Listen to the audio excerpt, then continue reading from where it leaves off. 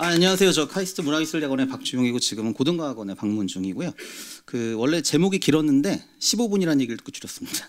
다 얘기할 수 없어서 오늘 사실은 이제 실온이라는 말이 저는 마음에 들더라고요. 왜냐하면 사실은 이제 이런 자리에서 인문사회하고 AI 얘기한다는 게 중요하기도 하고 실온이기 때문에 사실은 그 전에 좀 이렇게 파편화돼 있던 이야기들이 모이는 자리고.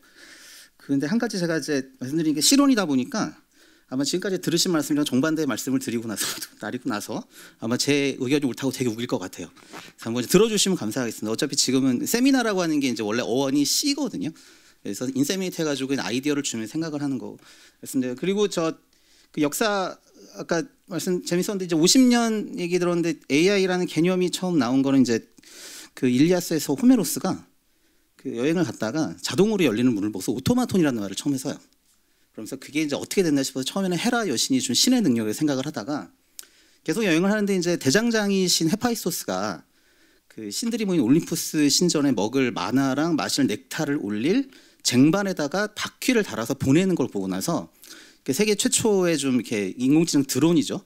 그런데 그걸 보고 나서 지금 저는 신의 능력이지만 나중에 우리가 좀 더 기술과 지식이 생기면 우리도 만들 수 있게 하면서 그렇게 되면 인간이 신이 된다는 얘기를 이미 했습니다. 전에. 그리고 나서 이제 그게 사실 서양 철학이나 서양 과학사에서 그 동양에서는 찾아볼 수 없이 계속 그게 나오는 것 같아요. 기계로 사람을 대체한다라고 하면서 이제 기회가 될 때마다 대체한다고 하면서 겨울이 계속 오고 지금도 아직은 뭐 어떻게 될지 증명할지는 모르겠지만 근데 이제 제 과학으로 보는 입장에서 말씀을 드리자면 사실은 우리가 어떠한 한 몇십 년 정도의 발전을 보고 나서 이것이 될 것이다라고 얘기하는 게 과학 입장에서 상당히 조심스럽거든요. 정말 사실인 걸 해야 되는데 저희는 몇백 년, 몇천 년이기도 하고 사실은 현대물리학은 현대물리학인데 100년 넘은 거를 현대물리학이라고 할 정도로 그 정도 어려운 거거든요. 그래서 사실은 아까 이제 지금 AI 시대가 왔고 초진을 이미 만들어줬고 AI가 올 것이다라고 하는 부분부터 제가 뭐 그 부분부터 한번 좀 짚어보는 게 사실 인문학의 진정한 의미일 수도 있겠다라는 말씀을 드리고 시작을 하겠습니다. 사실 이제 현재 냉철한 판의 지난 전망이 좀 필요한데요. 사실 이게 인문학이다 보니까 결국 의미는 사람에게 어떤 의미냐, 사람이 무엇을 할 것이냐. 좋게만 보면 사람이 하는 걸 다 도와주고 사람이 불필요한 일을 하지 않는 거라고 생각할 수도 있지만 사실 현실에서 보는 건 사실 이렇거든요. 인간의 현실은 사실은 이제 대학도 AI 교육인 서울대 집단 커닝 사건도 있었고. 그리고 미국에서도 이제 그냥 간단하게 프롬프트만 넣으면 역사 시간에 숙제 학생들이 그냥 숙제 해오는 걸 다 알 수 있었습니다. 근데 사실 이게 웃긴 게 뭐냐면 튜링 테스트라고 하는 거는 질문을 던졌을 때 답을 보고 사람인지 기계인지 몰라야 되는데 교수들이 학생들의 답을 보고 기계가 쓴 걸 알거든요. 튜링 테스트를 통과한 게 아니죠. 그러면 사람인 걸 알 수 있으니까. 자, 그런데 이거보다 더 중요한 건 사실 요겁니다.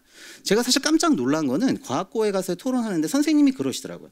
작문 숙제를 시켰는데 이게 고등학생 같은 글이 아니고 애들이 다 글이 비슷한 거에서 물어봤더니 챗 GPT를 썼지만 도움만 받았지 내가 쓴 글이 맞다라고 주장을 하더래요. 그래서 선생님이 연필을 들고 와서 네가 글을 써라 그랬더니 몇몇 학생들이 울기 시작했다고 하더라고요. 첫 문장도 못 쓰는 거랑 그때 깨달았다는 거죠. 그래서 사실 이게 중요한 거는 뭐냐면 단지 학생들이 이걸 써서 숙제를 대신했다는 게 아니라 자기가 그냥 보이는 이 유창한 기계가 자기의 능력인 것처럼 착각을 하고 있다는 게 되게 큰 문제였어요. 그러고 나서 그 학생한테 저한테 좀 용기를 달라고 하길래 그런 얘기는 했죠. 너는 너가 글을 하나도 쓰지 못하는 걸 깨달았으니까 여기는 누구보다 글을 잘 쓰는 사람이 될 가능성은 있다라는 얘기는 해줬어요. 그래서 사실 우리가 이제 인간이 무엇이냐, 뭐 인문학 핵심 문제, 인간성이 무엇이냐라고 할 때 AI가 들어가서 인간성 프라임으로 발전한다고 생각했는데 그게 아니라 사람들은 그렇게 발전하지는 않고 있다는 게 정말 큰 문제고 사실은 이게 이제 두 가지 제일 큰 문제는 사실은 인간 또는 지능에 대한 불완전한 이해가 있다고 생각이 들어요. 예를 들어서 우리가 슈퍼 인텔리전스라고 말을 하면 인텔리전스가 존재하고 그거 뛰어난 슈퍼라고 얘기를 하는데 사실은 여러 사람 물어봐도 슈퍼 인텔리전스 또는 인텔리전스에 대한 정확한 정의를 주는 사람은 잘은 없습니다. 예를 들어서 오픈 AI의 차터를 보면 슈퍼 인텔리전스가 이런 얘기를 해요. 그러니까 풀어서 얘기하자면 경제적으로 생산성이 있는 활동을 인간보다 잘한다라고 얘기를 하거든요. 근데 사실은 경제적인 그 가치를 들이면 사람이 하는 지능적 두뇌의 활동 중에 해당되지 않는 게 너무나 많습니다. 가령 이제 슈퍼 인텔리전스 말을 들으면 사람보다 모든 거를 잘한다고 말해버리면 우리 엄마는 나를 사랑하는데 그럼 슈퍼 인텔리전스 우리 엄마보다 나를 더 사랑할 수 있는가? 슈퍼 인텔리전스 사람보다 잘하잖아요. 그래서 이제 경제적 가치가 있는 거로 줄였는데 그런 얘기 하더라고요. 그렇다면 그것만 잘한다고 해서 과연 기술 진보냐? 내가 시간이 들어서 아주 오랜만한 친구와 산책을 하면서 깊은 대화를 했다. 그러면 이거는 경제적 생산성이 없기 때문에 컴퓨터가 할 필요 없다라고 말할 수 있지만 사람 입장에서 보면 정말 중요한 시간이거든요. 사람 인간성을 제하는. 그리고 더 나아가서 그 친구랑 그런 얘기를 하다가 자기 인생에 정말 엄청나게 경제적 가치가 높은 활동이 도출될 수도 있는 거거든요. 그렇다고 하면 이거는 이거다 저거는 저거다 나눠가지고 이건 해결됐다 아니다라고 하는 그런 명확한 경제기가 사실은 인문학의 본질 또는 인간의 본질하고는 많이 다르다는 그런 좀 생각을 할 수 있어요. 그 괴리한 일은 왼쪽이 전형적인 이제 예를 들어서 사람이 하는 일 중에 컴퓨터 대체한다고 할 때 왼쪽 위를 보시면 그 번역이나 통역이 제일 1차적으로 되게 높아요.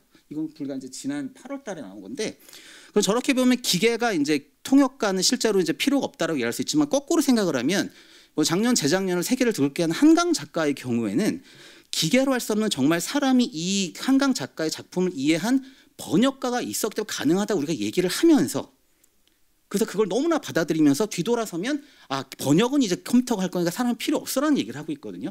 사실 이 부분은 사실은 저는 인문학 부분에서는 정말 저도 인문학을 이제 사랑하는 사람이지만 정말 심각하게 생각해야 될 문제입니다. 왜냐하면 이런 그 모순이 존재하는 것 자체가 명확한 답이 없을 수 있다는 거거든요.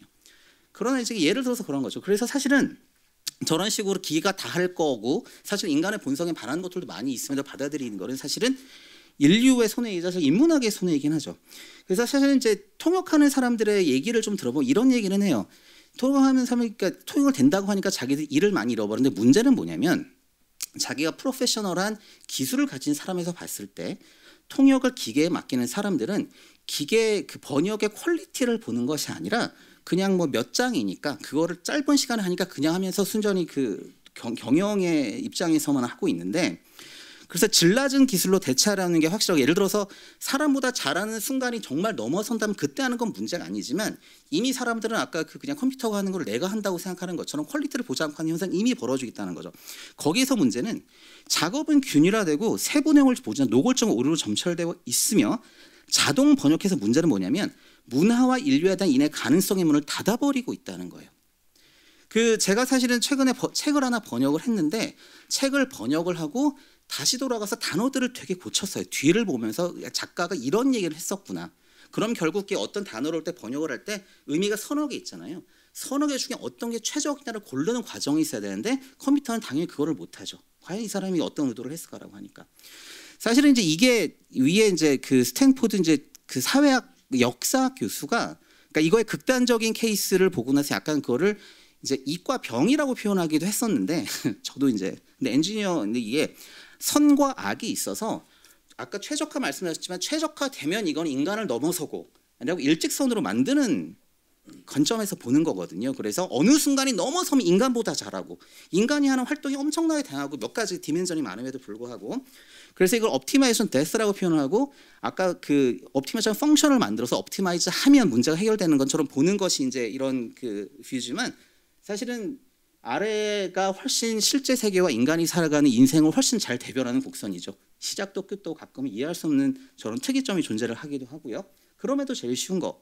그래서 이거 사실 다르고 사실은 그래서 저렇게 선과 악 이거를 옵티마이즈해서 해결을 하면 선이고 아니면 우리가 모르는 악이다라고 하는 일상적인 것들에서 사실은 그 휴머니스트에서도 아주 극단적으로 인데 미국에서는 아주 실리콘밸리에 큰 영향이 있는 게 이제 트랜스 휴머니즘이라고 해가지고 저걸 해서 모든 것이 선 최적화된 거를 받아들이면 인간이 새로운 진화를 할 수 있다는 식으로 아주 기술과 함께하는 철학도 좀 있습니다. 저건 좀 문제가 좀 많이 좀 있는데요.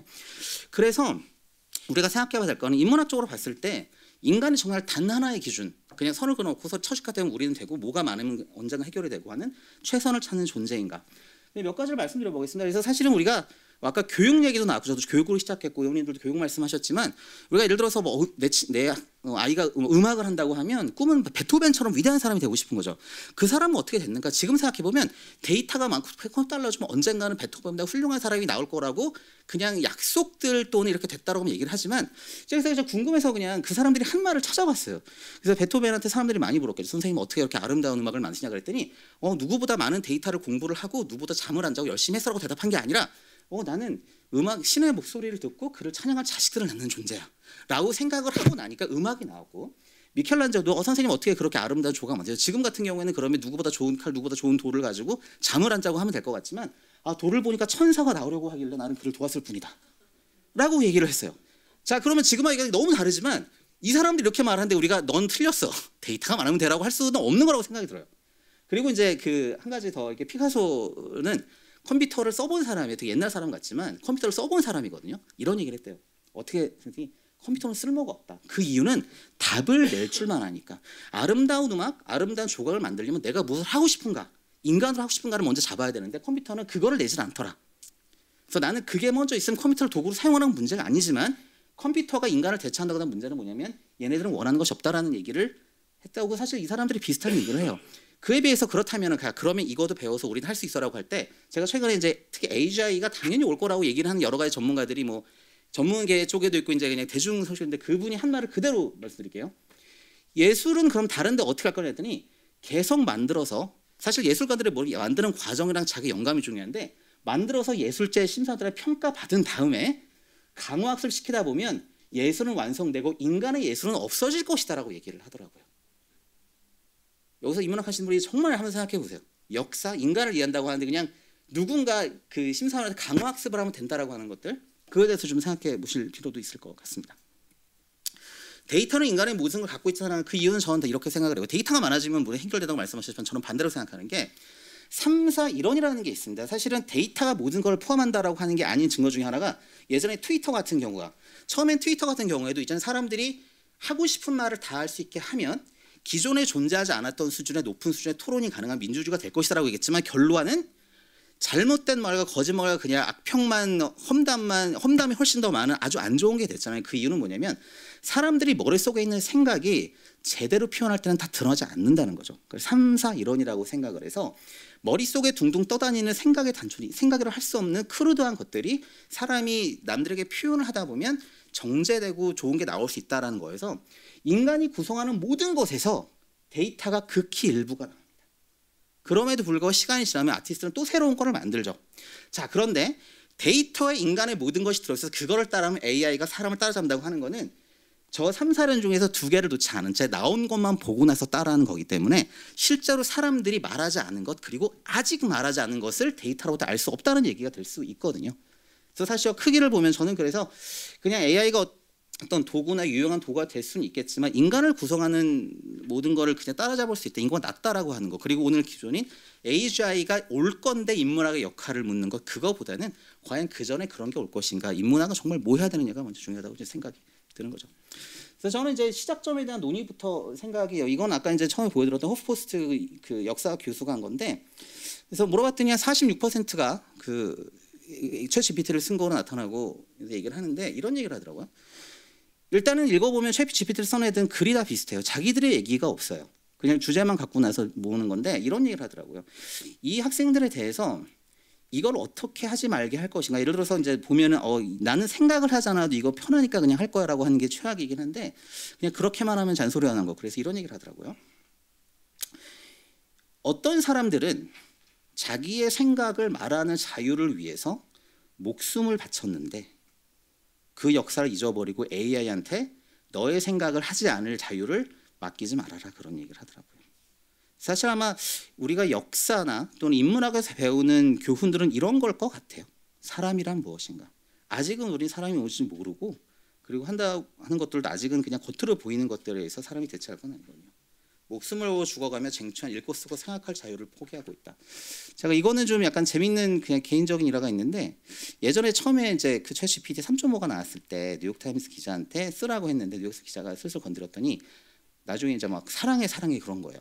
읽어보시면 알아요. 그래가지고 왜 그래 그랬더니 나는 결혼도 했어 그랬더니 알아, 그런데 너 부인도 너를 안 좋아하는 건 난 알아, 이런 식으로 얘기를 했다는 거예요. 자, 그런데 그걸 보고 그 기자는 무서워서 전기를 껐대요. 근데 생각해보면 그게 아니라 너무나 당연히 그냥 그런 데이터가 있었기 때문인 거예요. 근데 그래서 하나 더 웃긴 거는 두 번째는 뭐랬냐면 사람한테 이제 감정에 대해 이야기하거나 사랑을 하라는 말을 못하게 했어요. 그래서 문제가 해결됐다고 생각하는데 생각해보면 그것 또한 사람하고 너무나 다르다는 거죠. 왜냐하면 여기도 마찬가지로 사람을 사랑해서 목숨을 바칠 준비가 되어 있는 존재인데 컴퓨터는 하지 말라고 하면 하지 말아요. 그렇기 때문에 사람과 똑같다라고 하는 것 계속 생각해 볼 필요가 있습니다. 네, 그래서 사실 아까 이제 그 여러 가지 책 중에서 이것도 잠깐 소개를 해드리고 싶은데요. 제가 내년 초에 번역을 하고 좀 나오고 있는데, 사실은 그래서 생각해보면 AI가 어떤 방향으로 갈지는 미래는 누구도 모르는 거지만 실제로 이렇게 그걸 만들고 있는 사람들이 과연 인간의 본성이나 인간에게 정말 필요로 하는 것들을 생각하면서 만드는가, 아니면 그냥 최적화를 통해서 뭔가 빠르게 눈에 보이는 것만 하는 그런 기계를 만들면서 인문학이 따라오니까 우리를 위해서 필요한 걸 알려달라고 하는 것인가, 그게 아마 AI 시대에서 인문학이 그냥 따라가는 존재인 것인가, 아니면 정말 이게 먼저 필요한 걸 얘기를 하고 어젠다를 세팅할 수 있는가 하는 것 같습니다. 그래서 보면 실리콘밸리가 인류의 문명을 제어해서 성전을 벌인다는 그런 약간 SF 같은 내용인데요. 여기에 이제 트랜스 휴머니즘하고 이 사람들이 갖고 있는 특히 물리학적 관점에서 보는 여러 가지 기술 발전의 싱귤러리티라든가 그런 것들의 문제점을 좀 말씀을 드리고 있습니다. 예, 그래서 여기까지 하겠습니다. 감사합니다.